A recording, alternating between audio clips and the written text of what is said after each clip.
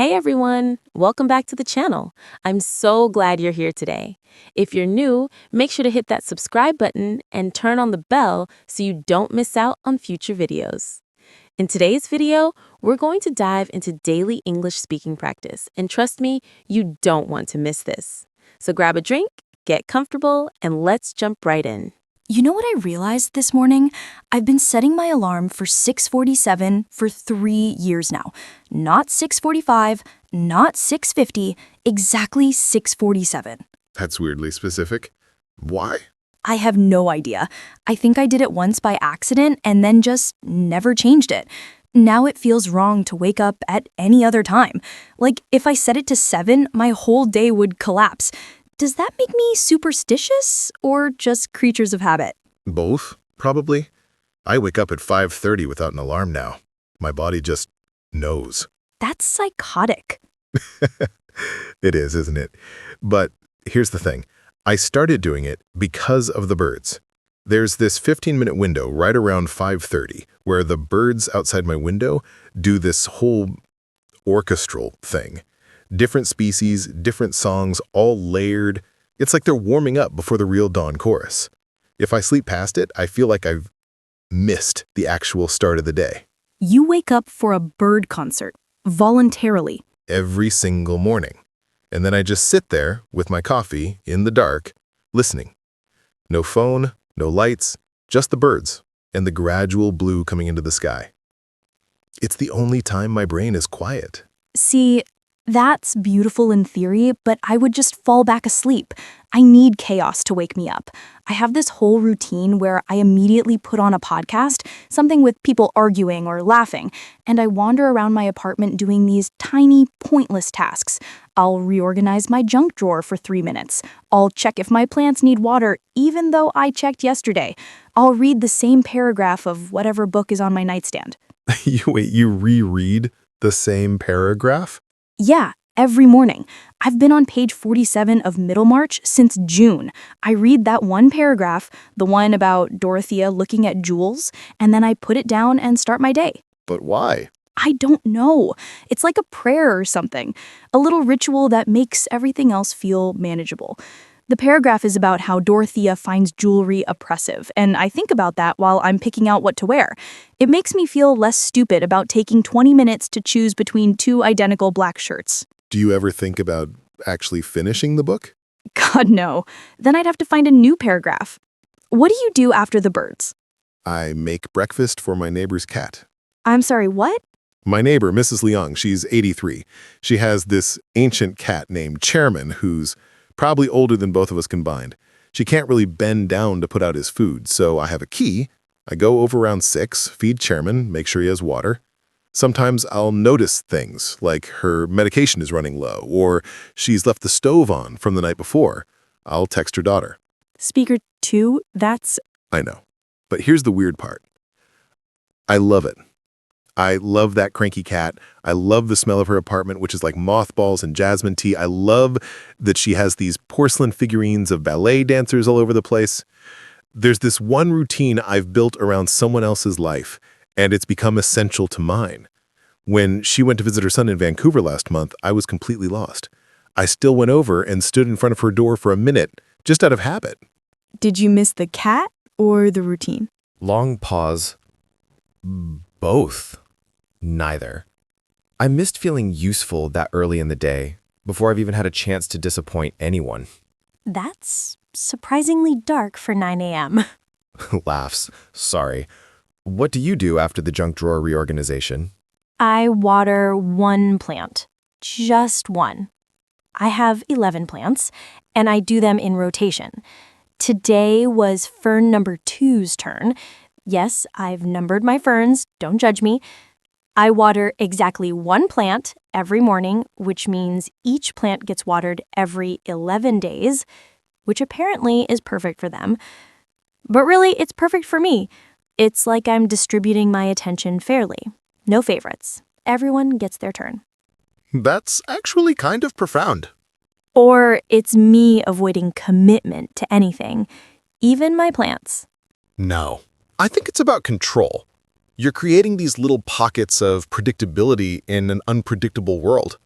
Okay, getting philosophical, but you're probably right. Like, I also count my steps from my apartment door to the subway entrance. 742 steps. I don't try to count them, I just do, automatically now. And if I'm not at 742 by the time I reach the entrance, something feels off for the rest of the day. What throws off the count? Tourists, construction, sometimes just walking behind someone slow and having to take weird half steps. Those are bad mornings. I'll get to work and my whole nervous system is just slightly jangled. Do you ever tell people about this? Like people at work? Are you insane? No. At work, I'm the person who has their life together. I wear blazers with the sleeves pushed up. I bring overnight oats in a mason jar. Nobody needs to know that I'm internally spiraling because my step count was off or I accidentally watered fern number 5 out of sequence. What about you? Does anyone know about the bird concerts? My ex knew. She thought it was sweet at first, then annoying. She said I was choosing birds over her, which might have been accurate. Hard to share a bed with someone who's religiously awake at 5:30 and then weirdly precious about silence. Is that why you broke up? Among other reasons. But yeah, the morning thing was symbolic of something bigger. She wanted me to be more spontaneous, but I don't think she understood that these routines aren't about rigidity. They're about having a framework so the rest of life can be spontaneous. If I know the first 2 hours of my day, I can handle whatever chaos comes after. Yes, exactly. People think routines make you boring, but really, they make everything else possible. Like, I can deal with a disaster at work because I know that tomorrow morning I'll wake up at 6:47, water a fern, count my steps, and the world will make sense again for a minute. Although, sometimes I wonder if we're just, I don't know, too dependent on this stuff. Like, what if the birds stop showing up? What if Mrs. Leong moves? Then we'd find new rituals. We'd have to. That's what people like us do. People like us?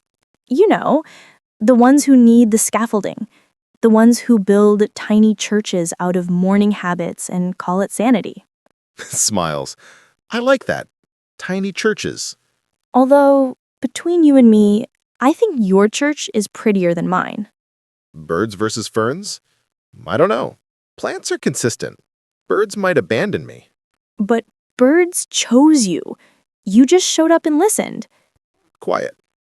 Yeah, I guess they did. Same time tomorrow? Same coffee shop? 9 a.m.? Make it 9:07. Why 9:07?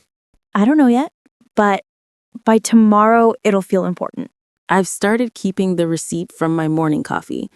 Not for taxes or anything useful. I just fold it into this tiny square and put it in my pocket. By the end of the week, I have 7 little paper squares. What do you do with them? Nothing. I throw them away on Sunday night. But Saturday, when I'm doing laundry and I find all these receipts in different pockets, there's this moment where I feel like I've collected proof I existed all week. Does that sound crazy? A little, but I get it. I photograph every meal I cook. Not for social media. I don't post them anywhere. I just take a picture, look at it for maybe 5 seconds, and delete it immediately. Wait, you delete it right away? Immediately. The point isn't to keep them. It's just this brief moment of seeing what I made from outside my own perspective. Like I'm a guest in my own life for 5 seconds. Then it's gone and I can eat without thinking about it. That's incredibly weird.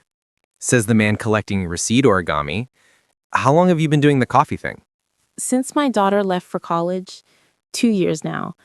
I used to walk her to the bus stop every morning before school, and we'd count things on the way, red cars, dogs, people wearing hats. Totally made up games. Now I walk the same route to get coffee, and I started keeping the receipts instead. It's like I'm still counting something. Do you ever see her? Thanksgiving, winter break. She calls on Sundays, but we don't really know what to say anymore. She tells me about classes, and I tell her about work, and neither of us is really saying anything. The receipts feel more honest somehow. God, that's bleak. It's just different. You can't keep counting red cars with a 20-year-old. What about you? When did the photograph thing start? After my therapist told me I have problems with permanence, she said I'm scared of things lasting because then I have to maintain them or watch them fall apart. So, naturally, I went home and started this whole ritual where I create something, document it, and destroy the evidence. Really showed her. That's definitely not what she meant for you to do. Probably not. But here's the thing, it actually helps. I used to spend 40 minutes every morning deciding what to eat because I'd spiral about making the wrong choice. Now I just cook whatever, take the picture, delete it, and move on. The documentation is the permission to let it go. You're saying photography helps you forget? Sort of. It's more like I'm acknowledging the thing happened, but I don't have to carry it forward. I can just be in the next moment. Meanwhile, I'm literally carrying crumpled receipts around like a depression scavenger hunt. We're both doing the same thing, though. We're creating evidence. You need proof the day happened. I need proof I can release it. When did we get so broken that we need elaborate systems just to get through breakfast? I think everyone has systems. Most people just don't talk about them. Like, I guarantee you someone out there is doing something weirder than both of us combined right now. Someone's probably alphabetizing their sock drawer every single morning and thinking it's totally normal. I arrange my pills by color before I take them. Not by what they're for, by color. The white one, then the blue, then the beige. If I take them out of order, I feel like something bad will happen. How long? 5 years. Since my wife died. Quiet. Speaker one, I didn't... It's okay. I'm not telling you for sympathy. I'm telling you because you get it. The pills thing started in the hospital. They had her on all these medications, and I'd sit there arranging them on the table while we waited for nurses. White, blue, beige. It was the only thing I could control. Now I do it with my own pills, blood pressure, vitamins, whatever.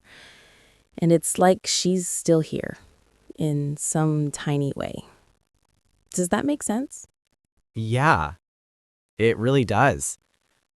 My thing with the photos started after my brother's wedding. Everyone kept taking pictures, capturing everything, and I just felt this crushing weight of all these moments I was supposed to remember forever. Like, every good thing comes with this obligation to preserve it. So now I practice letting go every morning. I make something good, I see it, I release it.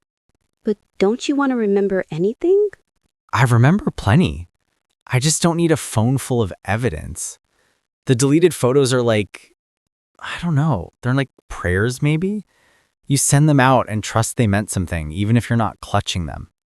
While I'm over here clutching literal pieces of paper.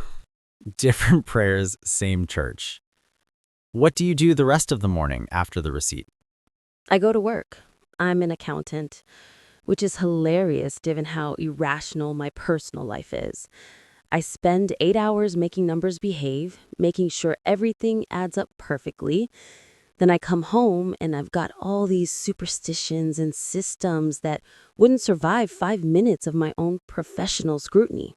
The compartmentalization must be exhausting. You have no idea. Sometimes I sit in my car in the parking garage for 20 minutes before I go up to the office, just switching modes, putting away the receipt guy and becoming the spreadsheet guy. What about you? What do you do after deleting breakfast? I'm a music teacher, elementary school, which means by 9 a.m. I'm surrounded by 30 kids with recorders making sounds that violate the Geneva Convention. But here's the weird part. I love the chaos. It's like the opposite of my morning. All that noise and mess, and nothing stays the same for more than 5 seconds. Nobody's trying to preserve anything. They play a song, it sounds terrible, we laugh, we try again. You teach kids to let go. I teach them to try without being precious about it, which is apparently something I can only do professionally. In my personal life, I'm still taking photos of scrambled eggs and having an existential crisis. At least your eggs are photogenic. My morning coffee is the same bodega cup every day. Same guy, same order, same joke about the weather. That sounds nice, actually. Consistent. It is, until he retires or the bodega closes, and then I'll have to build a whole new morning around some other landmark. That's what terrifies me. The infrastructure of my day is so fragile. One change and the entire system collapses. But you'd build a new one. That's what we do. Would I, though? Or would I just stop having mornings altogether? Some days I think the only thing getting me out of bed is knowing I need to collect that receipt. Then keep collecting them. Who cares if it's weird? It's working. Is it working? Or am I just performing being alive? Long pause. I think maybe that's the same thing. We're all performing. You with your receipts, me with my deleted photos, everyone with their systems. Maybe being alive is just doing these small, absurd things consistently enough that they start to mean something. That's either profound or completely depressing. Can't it be both? Yeah, I guess it can. Same time next week? I'll bring my receipts.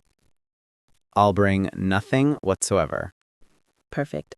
You're going to think I'm losing it, but I've started narrating my morning routine out loud, like a nature documentary, but it's just me making toast. What do you mean narrating? I mean, I literally say things like, and here we see the subject approaching the refrigerator, uncertain whether yesterday's milk has turned, in a British accent every morning. Why British? I don't know. It started as a joke when I was hungover one Sunday, and now I can't stop. This morning, I spent 3 minutes describing myself engaging in the ancient ritual of pod insertion while making coffee. My cat just stares at me like I've betrayed her trust. Does it make things more interesting? Honestly, yes. Turns out everything is slightly more bearable when David Attenborough is supposedly watching. I procrastinate less when I have to narrate why I'm scrolling through my phone instead of getting dressed. The subject appears paralyzed by images of strangers' breakfast selections, unable to look away despite mounting lateness. I do something similar, but weirder. I pretend I'm being interviewed about my life, and I answer questions out loud while I'm getting ready. Interviewed by who? No one specific, just some vague podcast host or journalist. They ask me things like, Speaker 2, what made you choose that shirt? And I'll actually answer, well, it's clean and it was on top of the pile, so I'd say less of a choice and more of a acceptance of fate. Do you ever give yourself hard questions? All the time. This morning, the imaginary interviewer asked why I've been taking the long route to work, the one that adds 15 minutes, and I had to stand there in my bathroom and admit out loud that it's because I passed this bakery, and there's a woman who works there who smiles at me, and that 3-second smile is somehow worth 15 minutes of my day. Have you ever talked to her? God, no. That would ruin it.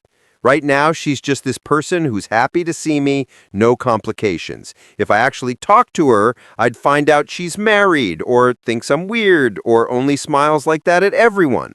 The interview version of myself is very clear that I'm sabotaging on purpose. Your fake interviewer sounds judgmental. Oh, they're brutal. Last week, they asked why I still have my ex-girlfriend's number in my phone under Do Not Text, and I had to explain that it's because the command makes it feel like I have agency, when really I'm just scared to delete it completely. Did the interviewer accept that answer? No, they followed up with, but isn't keeping the number its own form of contact? And I had to pause while shaving and admit they had a point. This is like therapy, but you're both people. Cheaper, though. What does your David Attenborough voice say about you? Mostly that I'm stalling. He's very observant about that. Having completed his coffee, the subject now faces the day's central question. Will she check her email before or after showering? The tension is palpable. Before or after? Before. Always before. I tell myself I'm just checking quickly, but then there's something that bothers me, and I shower while mentally composing replies, and by the time I'm dressed, I've already had 17 imaginary arguments with my inbox. I don't check anything until I'm completely ready to leave. Phone stays face down until I've got my shoes on and my bag packed. Otherwise, I'll see something that derails me and suddenly it's noon and I'm still in my apartment having accomplished nothing but anxiety. How do you have that kind of discipline? It's not discipline, it's fear. I know myself well enough to know I can't be trusted, so I create these artificial barriers. Phone face down, laptop closed. I even put my watch in a drawer at night so I can't check the time when I wake up and start calculating how many more minutes I can stay in bed. What happens if you see the time? I do this whole math spiral. Okay, if I get up now, I have 18 minutes to shower, but if I shower in 12 minutes, I could have 6 more minutes in bed, but then I'd have to skip breakfast unless I eat a granola bar while walking, and before I know it, I've spent 18 minutes calculating time instead of using it. I do that with snooze buttons. I'll hit snooze and immediately think that's 9 more minutes, and then I'm too aware of the 9 minutes to actually sleep. So I just lie there aggressively resting, which is somehow more exhausting than getting up. Aggressively resting is perfect. That's exactly what it is. The documentary voice actually helps with that. The subject has chosen to remain horizontal despite the alarm's warning. A bold strategy that has never once worked in their favor. Does your voice ever say anything nice? Sometimes. This morning, when I managed to eat actual breakfast instead of just coffee and dread, the voice said, "A rare display of self-care in the wild. Truly remarkable." And I felt weirdly proud. My interviewer congratulated me last week for flossing 3 days in a row. They said, "That's real growth, speaker 2," and I genuinely felt accomplished. We're both just desperately trying to trick ourselves into functioning. Is it working? I mean, I'm here. I showered. I'm wearing pants. By my standards, that's a victory. I made it to this coffee shop despite the bakery woman being off today, which threw my entire morning rhythm off. Wait, she wasn't there? No, and I stood outside like an idiot for a minute, completely disoriented. The imaginary interviewer asked what I was going to do now, and I didn't have an answer. Turns out I've built my whole morning route around a stranger's work schedule without realizing it. What did you do? I walked away quickly before the other staff could notice I was just there to see someone who wasn't working. Then I felt pathetic for the next 15 minutes. But you still came here. That's something. I guess, although now I don't know if I go back tomorrow. Do I keep taking the long route, hoping she's back? Do I accept that the routine is broken? Take the long route. Maybe the routine isn't about her specifically. Maybe it's about having something to walk toward. When did you become wise? I didn't. David Attenborough did. He just told me to tell you that. Okay, what else is he saying? The two subjects have successfully navigated the morning hours and now face the remainder of the day. Their survival strategies, absurd as they may be, have proven effective once again. Truly, the resilience of the modern human is a wonder to behold. I like that he's proud of us. Me too. Same time tomorrow? My interviewer says yes. Perfect.